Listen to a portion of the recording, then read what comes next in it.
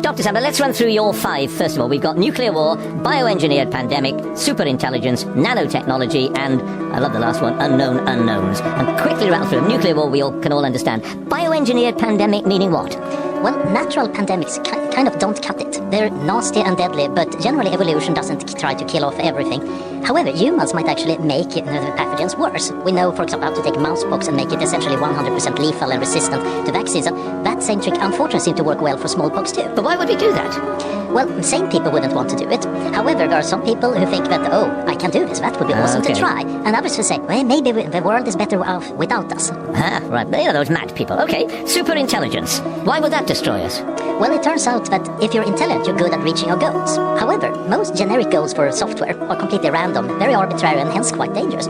So just scaling up intelligence without making sure it's actually safe and sane turns out to be surprisingly dangerous. Give me an example. Well, imagine that you tell your really smart computer, make paperclips, and it figures out a clever way of turning the world into paperclips. Of course, that's not really what you wanted, but the computer doesn't care, because it's programmed now to make as many paperclips as possible. And we could stop it if we were super intelligent, couldn't we? If we were super intelligent, but it's the computer that's super intelligent. And it's going to plan if I'm getting stopped, fewer paperclips, we better get a way around that. Okay, and sorry, I shouldn't be laughing. It's the end of the world we're talking about. Nanotechnology, that I think I understand. That's all those tiny little things that Prince Charles said turned us all into a big grey sludge or something, didn't it? Yeah, the grey goo idea. It's the thing that drives serious nanotechnology crazy. The real threat, it turns out to be that it might make it too simple and too cheap to make everything we want, which at first sounds wonderful. Yes. Except, of course, that some people want bad things.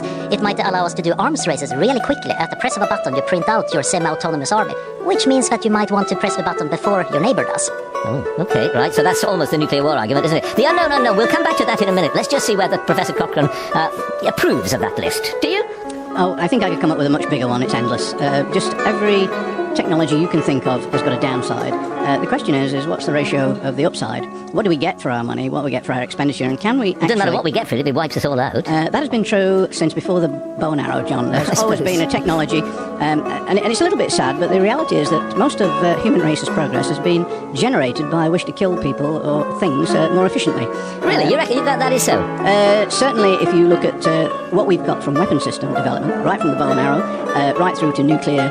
Without the nuclear bomb, we wouldn't have had nuclear power. Without nuclear power and all the things that we've learned, you wouldn't have those fantastic scanners that you now enjoy at the hospital. But what about antibiotics? People didn't make antibiotics. They made antibiotics to save lives, a lot of which were being lost on the battlefront. For example, superglue was developed during the Vietnam War to seal wounds very, very quickly. Okay. So there's an awful lot that is generated during wartime. For example, the electronics revolution, radar, sonar, our radio, our TV. The electronics that we now enjoy goes back to 2 races. The race during World War II, followed by the space race. All right, but look, why might any one of these things, I know we're talking theoretically, so I hope we are, why might any of these things kill us? What are the circumstances, I know they're very long unfortunately, what are the circumstances in which any of these awful things might happen? Quick one on that, Dr. Sandberg. Well, nuclear war is, of course, the old standby, and even, the problem is that one, there are plenty of mistakes that have been done, horrifyingly in close calls. We tend to remember the Cuban Missile Crisis, but there are plenty more, and even a low probability over many years of time, meaning that somebody might accidentally or deliberately press the button. Sure, all right. Similarly, synthetic biology, we have malicious people, and then we have slip-ups, but we genetically engineer an organism intended to solve a very good problem, and then somebody makes a bug in the program. Same thing for superintelligence. No, all right, well, let's not go there because we haven't got time. The unknown unknown, you've got, between the two of you, 50 seconds to tell us what all the unknown unknowns are, but then you don't know, do you? So we can do it in 0 seconds.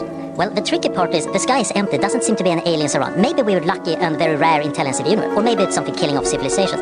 In that case, it's something those civilizations probably also were looking at the sky and realized that there is something weird going on here, and it didn't help them. We need to figure out a way around that conundrum.